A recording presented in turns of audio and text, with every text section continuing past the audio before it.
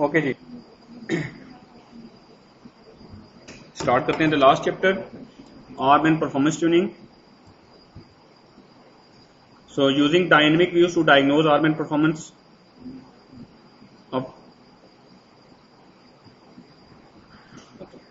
जब भी आप डेटाबेस से कोई कनेक्शन कोई सेशन इस्टेब्लिश करते हैं तो वो सेशन की इंफॉर्मेशन आप $V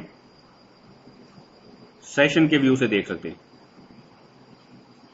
सो ऐसे ओरेकल ऐसे सेशंस जो कि लॉन्ग रनिंग सेशंस होते हैं उनको $V session underscore long ops में भी कैप्चर करता है. ऐसे सेशंस जो 6 सेकंड से ज्यादा टाइम ले रहे हों वो लॉन्ग सेशंस कहलाते हैं और वो V session underscore long ops के अंदर कैप्चर किए जाते हैं. तो अगर हम इस व्यू को देखें V session underscore long ops को,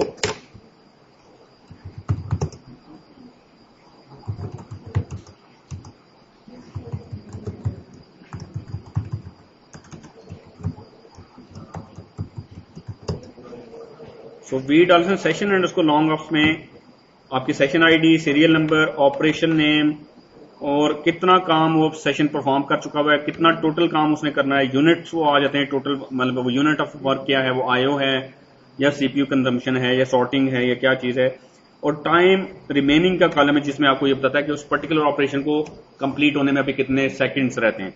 सो आप एक अप्रोक्सीमेटली आइडिया लगा सकते हैं कि एक पर्टिकुलर ऑपरेशन, चाहे वो बैकअप है, चाहे वो आपकी कोई लॉन्ग रनिंग क्यूरी चल रही है, कोई लॉन्ग रनिंग ट्रांजैक्शन है या रिस्टोर ऑपरेशन आप परफॉर्म कर रहे हैं, सो उसको कंप्लीट होने में अप्रोक्सीमेटली कितना टाइम लगेगा. So you can monitor the work done by a session from V session underscore long ops view. और देन आपके पास आर्म एंड स्पेसिफिक जो व्यूज हैं, V बैकअप सिंक आयो है और V बैकअप ए सिंक आयो है. तो सिंक्रोनस आयो अगर आप यूज कर रहे हैं तो V बैकअप सिंक आयो का व्यू क्यूरी करेंगे. उसमें डिफरेंट कॉलम से आगे चल के देखते हैं जो कि डिटरमिन करेंगे कि आपके आर्म की बैकअप एंड रिकवरी की जो स्पीड है वो ऑप्टिमल है कि नहीं. और अगर आप ए सिंक्रोनस आयो यूज कर रहे हैं तो then you will be using the backup async IO view. So V session underscore long ops में आप क्यूरी करके देख सकते हैं कि एक सेशन ने टोटल कितना काम कंप्लीट कर लिया है, सो टोटल वर्क कितना है और कितने % काम कंप्लीट हो गया हुआ है. तो V सेशन लॉन्ग ऑप्स के थ्रू आप वो ये क्यूरी कर सकते हैं. सो इससे आपको आइडिया हो जाएगा कि एक सेशन ने कितना काम टोटल करना और कितना काम कंप्लीट हो चुका हुआ है, और उससे टाइम रिमेनिंग के कॉलम से आपको आइडिया हो जाएगा कि कितना टाइम रहता है उस पर्टिकुलर ऑपरेशन के परफॉर्म होने में. तो ये उसने so far divided by total work multiply by 100 करके उसने परसेंटेज कंप्लीट निकाल लिया कि कितना % काम कंप्लीट हो चुका हुआ है. सो टोटल वर्क भी आपके पास अवेलेबल है और कितना हो चुका हुआ है वो भी आपके पास अवेलेबल है. देन आप % निकाल सकते हैं.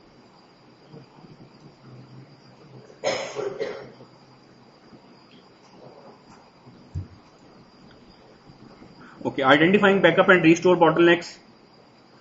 आपका जब आप बैकअप परफॉर्म करते हैं तो 3 ऑपरेशंस परफॉर्म हो रहे होते हैं. एक रीड का ऑपरेशन होता है,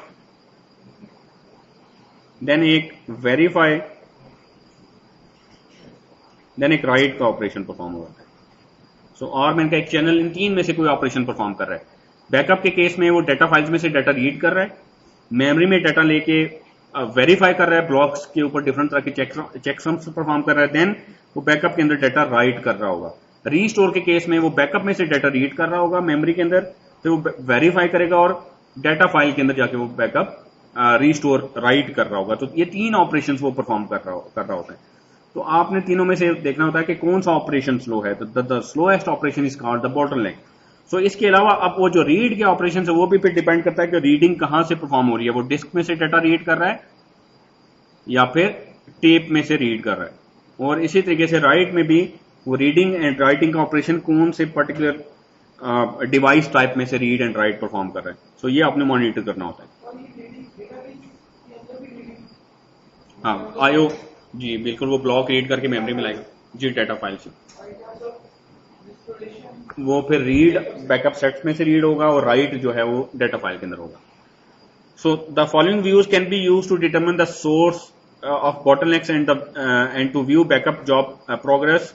V backup sync IO and V backup async IO. अब डिपेंड करता है आप कौन सा आपके OS लेवल पे कौन सी आईओ बाय डिफॉल्ट इनेबल है, तो बाय डिफॉल्ट वैसे ओएस पे एसिंक्रोनस आईओ इनेबल होती है, तो आप अप्रोप्रिएट व्यू क्यूरी करेंगे आपके ओएस पे किस तरह की आईओ इनेबल्ड है, आपको इससे भी आइडिया हो जाएगा कि सिंक्रोनस आईओ यूज हो रही है या एसिंक्रोनस आईओ यूज हो रही है। The following rows exist for a backup and restore, one row for each data file, one aggregate data file row, अगर आपने एक डाटा फाइल मल्टीपल चैनल्स को दे दिया वो सेक्शन बैकअप के केस में, and one row for each backup piece, so एक बैकअप की पीस के कैसे ईच रो होगी, तो आपको इससे आइडिया होगा कि कौन कौन सी डाटा फाइल्स बैकअप हो रही हैं, उनकी कितनी थ्रूपुट मिल रही है, और एक बैकअप पीस पे बैकअप ले रहा है या रीस्टोर कर रहा है तो उस पर टोटल थ्रूपुट उसको कितनी मिल रही है सारे चैनल्स को मिला के। वेदर और not IO is synchronous depends on how the controlling process views it, मतलब आप डिपेंड करता है कि आप ओएस लेवल पे आपने क्या सेटिंग की हुई है या डेटाबेस लेवल पे क्या सेटिंग की हुई है। तो अगर आपके पास ओएस में एसिंक्रोनस आईओ इनेबल्ड नहीं है तो आप डेटाबेस लेवल पे फिर उसको इनेबल कर सकते हैं। वो ट्रू एसिंक्रोनस आईओ तो नहीं होगी, लेकिन एसिंक्रोनस आईओ को वो सिमुलेट कर रहा होगा डीबी आईओ स्लेव्स के पैरामीटर के थ्रू आप वो एसिंक्रोनस आईओ डेटाबेस लेवल पे इनेबल कर सकते हैं। Asynchronous IO bottlenecks use weed also backup async IO to monitor asynchronous IO. The following, the file that has the largest ratio of long waits to IO counts is probably the bottleneck. Long wait means कि आपकी files पे IO करते हुए उसको काफी time लग रहा है, मे बी वो वो फाइल है वो स्लो डिस्क के ऊपर है, या जब वो IO कर रहा है तो वो कम डेटा एक IO में IO करते हुए उसको कम डेटा एक आईओ में रीड करके मेमोरी के अंदर ला रहा है। सो लॉन्ग वेट्स, जिस फाइल के अगेंस्ट आपके पास नंबर ऑफ लॉन्ग वेट्स ज्यादा होंगे वो फाइल आपकी बॉटलनेक होगी।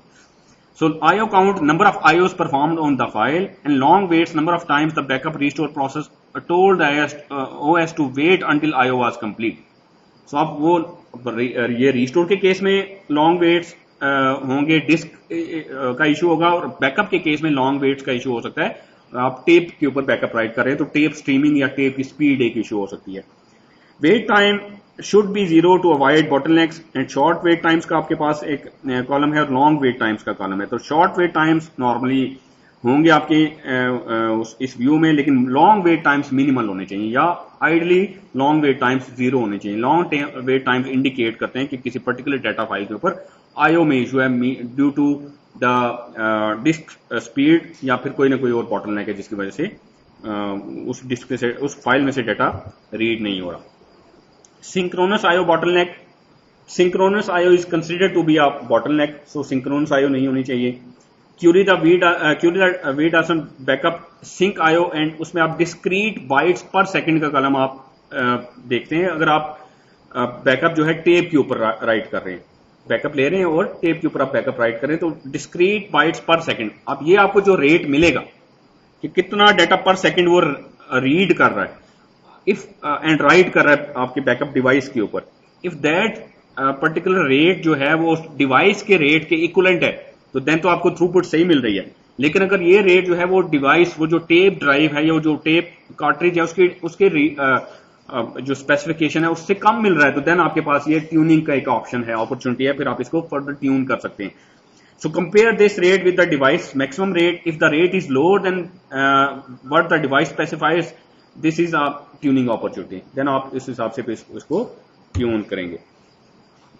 The tuning ARM and backup performance, to tune ARM and backup performance follow these steps: remove rate settings from the configured and allocate channels। आप rate का parameter specify कर सकते हैं जब आप बैकअप ले रहे हो या बैकअप रीस्टोर कर रहे हो।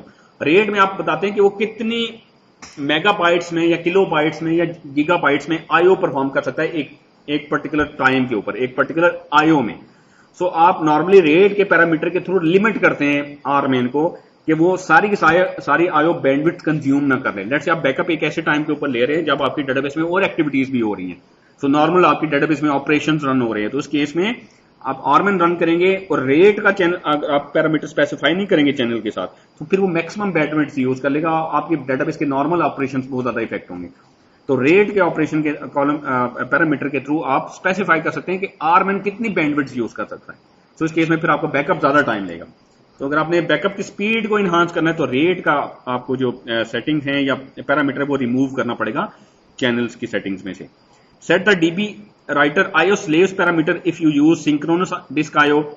सो ए सिंक्रोनस आईओ आइडियली आपको यूज करनी चाहिए। सो अगर आप सिंक्रोनस आईओ यूज करें तो और asynchronous IO is not available at the OS level, क्योंकि एसिंक्रोनस आईओ डिपेंड करती है ओएस के ऊपर। सो आप ये पैरामीटर ट्रू सेट करेंगे तो आपको डेटाबेस लेवल पे फिर एसिंक्रोनस आईओ अवेलेबल हो जाएगी। Set the large pool size initialisation parameter and tune the arm and read write and copy phases. So large pool is important. अगर लार्ज पूल कन्फिगर नहीं हुआ तो फिर शेड पूल यूज होना शुरू हो जाएगा, परफॉर्मेंस के इश्यूज आएंगे, क्यूरीज एज आउट होना शुरू हो जाएंगे आपके शेड पूल में से। तो ideally you should have the large pool, और लार्ज पूल पे LRU एल्गोरिथम नहीं लगता, लार्ज पूल में से डेटा एज आउट नहीं किया जाता, तो इसलिए आपको लार्ज पूल सफिशिएंट साइज का होना चाहिए। लार्ज पूल अगर कन्फिगर्ड है और उसमें सफिशिएंट स्पेस नहीं है तो फिर भी लार्ज पूल यूज नहीं होगा। उस केस में फिर PGA जो सर्वर प्रोसेस की जो मेमोरी एलोकेटेड है वहां से फिर उसको स्पेस एलोकेट होगी। So large pool is important, इसका साइज सफिशिएंट होना चाहिए। Setting the large pool, if large pool size is not set, Oracle server tries to get memory from the shared pool, जो कि डेफिनेटली एक performance overhead होगा। And if large pool is not big enough, the server process does not allocate buffer from the shared pool, and if the server process can not get enough memory, it allocates buffer from the local process memory, जो कि फिर even slower कर देगा आपकी database की backup and recovery task को। The Oracle server writes a message to the alert log indicating that synchronous IO is used for this backup. So alert log file में message आएगा, अगर आपकी synchronous IO use हो रही है तो फिर आप alert log फाइल को भी मॉनिटर करके देख सकते हैं। अगर वो आपको synchronous IO को मैसेज आ रहा है तो फिर आप appropriate पैरामीटर सेट करके OS लेवल पे, आइडली आपको asynchronous IO OS लेवल पे इनेबल करनी चाहिए। अगर आप नहीं कर सकते किसी वजह से तो फिर आपको डेटाबेस लेवल पे इनेबल कर लेनी चाहिए। मल्टीप्लेक्सिंग, सो मल्टीप्लेक्सिंग मीन्स कि एक चैनल एक वक्त में कितनी फाइल्स का बैकअप ले सकता है। So that impacts the arm and backup and recovery speed as well. Multiplexing level maximum number of files read by one channel at any time during backup. So multiplexing आप control कर सकते हैं number of channels allocate करके, या फिर max open files और files पर set के पैरामीटर के थ्रू कर सकते हैं। अगर आपने ये दोनों स्पेसिफाई किए हुए हैं तो इन दोनों में से जो मिनिमम जिसकी वैल्यू होगी वो फिर लेवल ऑफ मल्टीप्लेक्सिंग यूज होगा। Default for max open file is 8 and default files per set is 64. So by default आपका level of multiplexing 8 होता है अगर आप एक सिंगल चैनल भी allocate करेंगे तो। And max open files determines number of and size of the input buffers. All buffers allocated from PGA unless disk or tape IO slaves are enabled. Okay. जब arm backup लेता है किसी file का तो दो buffers allocate करता है। दो तरह के बफर्स होते हैं, एक होते हैं इनपुट बफर्स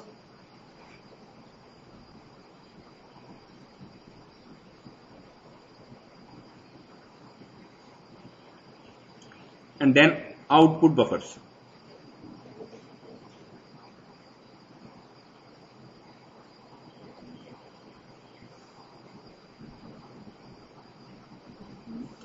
सो डाटा रीड किया जाता है सोर्स में से, इनपुट बफर्स में कॉपी किया जाता है, इनपुट बफर से आउटपुट बफर में कॉपी किया जाता है। इस दौरान इस डाटा के ऊपर डिफरेंट तरह के चेक्स परफॉर्म किए जाते हैं, जिसको कंसिस्टेंसी चेक्स कहते हैं, और आपके वो चेक्स हम परफॉर्म किए जाते हैं कि ब्लॉक करप्टेड तो नहीं है लॉजिकल या फिजिकल। और फिर आउटपुट बफर में जब कॉपी किया जाता है तो वहां से फिर वो बैकअप डेस्टिनेशन के ऊपर राइट किया जाता है। सो ये बफर का साइज जो है वो इंपैक्ट करता है आपकी डेटाबेस की आरएमएन की परफॉर्मेंस को। सो बफर का साइज अगर मैक्सिमम होगा तो एक चंक में वो इतना डाटा रीड करके ला रहा होगा। सो आपका जो पैरेललिज्म है या आपकी जो मल्टीप्लेक्सिंग का लेवल है वो डिटरमिन करता है कि आपका बफर का साइज कितना होगा, आपके हर डाटा फाइल के लिए जो बफर्स एलोकेटेड हैं उनका साइज क्या होगा। तो आर्म मल्टीप्लेक्सिंग अगर आपका level of multiplexing is less then और इक्वल टू 4 तो आपका 1 MB के बफर एलोकेट होगा और हर डाटा फाइल के लिए 16 MB के बफर एलोकेट होंगे। 1 MB के बफर एलोकेट होंगे और टोटल बफर का साइज 16 MB होगा। और अगर आपका level of multiplexing less than greater than 4 और लेस देन इक्वल टू 8 है तो आपका जो बफर साइज है वो 512 किलोबाइट का हो जाएगा, और ग्रेटर देन 8 है तो बफर साइज 128 किलोबाइट हो जाएगा। सो आइडियली आपकी जो लेवल ऑफ मल्टीप्लेक्सिंग है वो 8 होना चाहिए। 8 से ज्यादा हम नॉर्मली कम रखते हैं, लेकिन डिपेंड करता है कि आप टेप के ऊपर बैकअप यूज कर रहे हो, टेप स्ट्रीमिंग आपके पास अवेलेबल है तो फिर आप लेवल मल्टीप्लेक्सिंग 8 से ज्यादा भी रख सकते हैं। सो आप जो बफर का साइज होगा उतना डाटा एक चंक में वो रीड करेगा, बफर में लाएगा और फिर उसको प्रोसेस करके डेस्टिनेशन के ऊपर राइट करेगा। तो बफर का साइज ज्यादा होगा तो एक चंक में ज्यादा डाटा रीड कर सकेगा, नंबर ऑफ आईओस कम हो जाएंगे।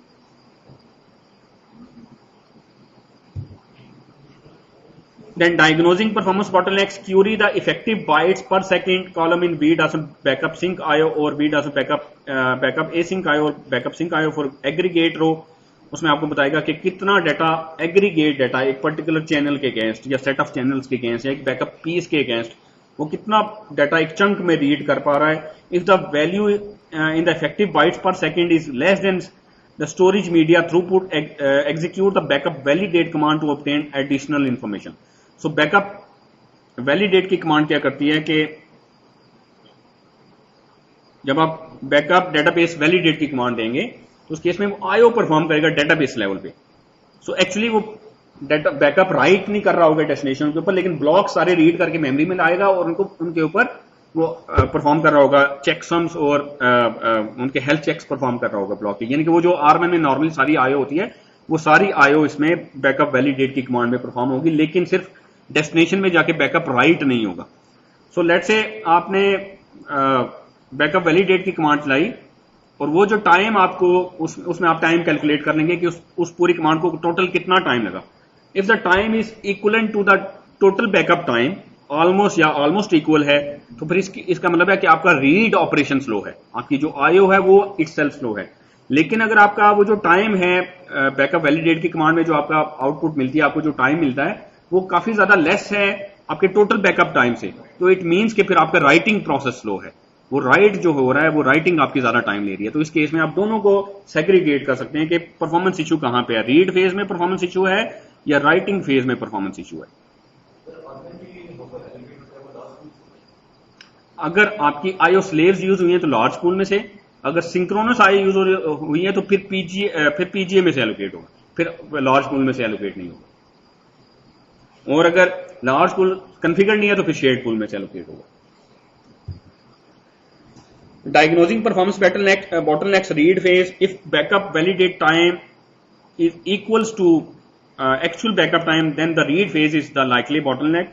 And implement appropriate element multiplexing and buffer usage guidelines. अगर आप एक ही चैनल यूज कर रहे हैं, आपके पास नंबर ऑफ डाटा फाइल्स आते हैं, तो फिर इस केस में आपका बैकअप वैलिडेट टाइम देखेंगे तो ये एक्चुअल डाटाबेस के बैकअप के टाइम के ऑलमोस्ट इक्वल ही होगा। तो इस केस में आप इट मींस कि आपने एक सिंगल चैनल एलोकेट किया, अब वो मैक्सिमम थ्रूपुट नहीं ले रहे जो कि आपके पास अवेलेबल है, उस केस में आप नंबर ऑफ चैनल्स इंक्रीज कर देंगे।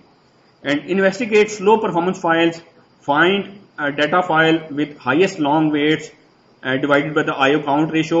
If ASM add disk spindles or rebalance the disks and move file to new disk or multiplex with another slow file.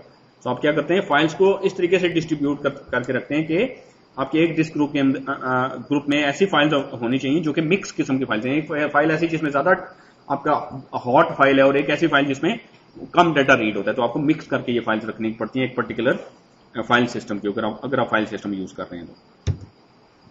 If backup validate time is less than actual backup time, buffer copy or write to storage is likely the bottleneck. Implement backup compression and encryption guidelines. So इस case में आपको अगर आपका write slow है तो फिर आप backup compress करके write करें so that के write की speed increase हो जाए. Verify that uncompressed backup performance scales properly as channels are added. Use low or medium settings for compression and use a AES 128 encryption algorithm अगर आप encrypt करके backup use कर रहे हैं तो। If tape backup, check media management settings, TCP/IP, buffer IO size, buffer size कि आपका एक चंक में कितना data over the network travel करता है, वो कितना साइज हुआ है आपके टेप ड्राइव की कॉन्फ़िगरेशन में या आपके मीडिया मैनेजमेंट लाइब्रेरी के सॉफ्टवेयर की सेटिंग्स में। Media management client server buffer size ये भी इंपैक्ट करता है जब आप टेप पे डायरेक्टली बैकअप राइट करते हैं कि एक चंक में कितना डाटा वो रीड करेगा टेप में से या कितना डाटा एक चंक में राइट किया जा सकता है टेप के ऊपर। क्लाइंट सॉकेट टाइम आउट, ये नेटवर्क की सेटिंग्स हैं जो टेप लेवल पे की जा सकती हैं। Media server hardware connectivity to tape, वो फाइबर चैनल के थ्रू कनेक्टिविटी है या इथरनेट के थ्रू है, और इधर इथरनेट के थ्रू भी है तो वो 100 Mbps है या गीगाबिट इथरनेट है, तो उस हिसाब से अगर आप वो इथरनेट चैनल का साइज इंक्रीज कर देंगे तो बैकअप पे भी इम्पैक्ट होगा, रीस्टोर एंड रिकवरी दोनों ऑपरेशन पे इम्पैक्ट होगा।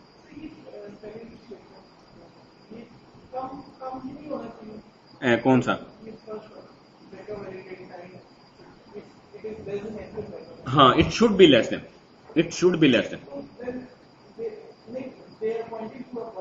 देखें आपका लेट्स से आपको जो बैकअप आपने बैकअप लिया और टोटल बैकअप में आपको लेट्स से 10 आवर्स लग रहे हैं, ठीक है।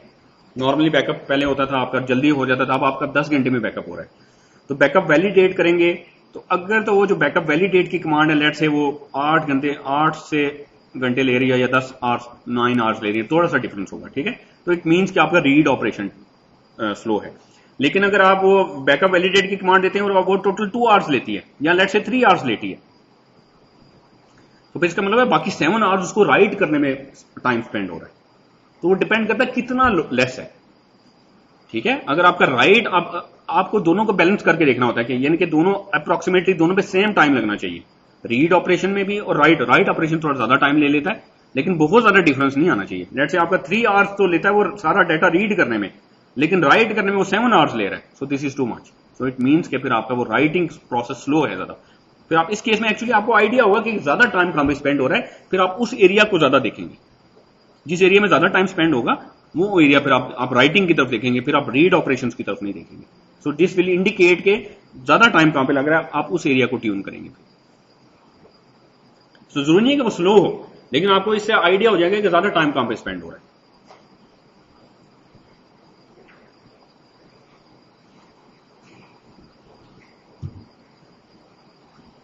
Restore and recovery performance best practices minimize the number of archive logs to be applied by using incremental backups. So archives जब अप्लाई होंगी तो वो थोड़ा टाइम ले लेंगे, इसलिए आपके पास अगर इंक्रीमेंटल बैकअप्स ज्यादा है तो वो रिकवरी जल्दी हो जाएगी। U's block media recovery for isolated block corruption. So instead के आप पूरी की पूरी फाइल को रिकवर कर रहे हो, आप सिर्फ और सिर्फ करप्टेड ब्लॉक्स को रिकवर कर सकते हैं अगर आप बैकअप सेट्स के थ्रू बैकअप ले रहे हैं। Keep adequate number of archive logs on disk. आपको जब आप रिकवरी करने पड़े तो आपके पास सफिशिएंट आर्काइव्स ऑलरेडी डिस्क के ऊपर अवेलेबल होने चाहिए, आपको बैकअप में से उनको रीस्टोर ना करना पड़ जाए एफआरए में या आपके फाइल सिस्टम के ऊपर। Increase RMAN buffer memory usage. So channel इस तरीके से एलोकेट करें कि मैक्सिमम बफर साइज उसको मिल रहा हो, एंड वो वैसे खाली हो जाता है। फिर आप वो एक्चुअली आप नॉर्मली ये करते हैं कि जब आप डिलीट इनपुट करते हैं तो आप लेट से हर बैकअप के साथ डिलीटेड इनपुट नहीं कर रहे होते, ठीक है। आप लेट से 2 बैकअप स्केड्यूल करें, डेली जो पूरे दिन में बैकअप लें उसमें डिलीट इनपुट ना करें, एंड ऑफ द डे जो आप आर्काइव्स का बैकअप लें उसमें डिलीट इनपुट की कमांड यूज कर लें। एक्चुअली टोटली डिपेंड करता है इसके ऊपर। हम हमारे केस में क्योंकि हमारे पास डिस्क पे इतनी सफिशिएंट स्पेस नहीं होती कि हम वो आर्काइव्स को अकोमोडेट कर सकें, हम हर बैकअप के बाद डिलीट इनपुट कर देते हैं। लेकिन अगर आपने रिकवरी टाइम मिनिमाइज करना है तो उस केस में फिर आपको नंबर ऑफ आर्काइव्स आपके पास डिस्क पे अवेलेबल हों तो that will be helpful during the recovery. Restore नहीं करनी पड़ेगी। ओके,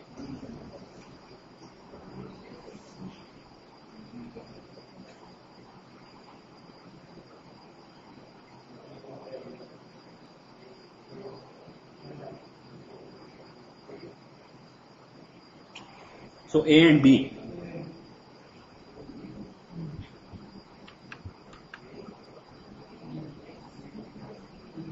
तो एक तो लेवल मल्टीप्लेक्सिंग मींस कि साइमल्टेनियसली कितनी फाइल्स रीड राइट हो रही हैं, और ये आप कंट्रोल कर सकते हैं फाइल्स पर सेट के थ्रू या नंबर ऑफ चैनल्स के थ्रू या मैक्स ओपन फाइल्स के पैरामीटर के through. Okay, that's it about this module.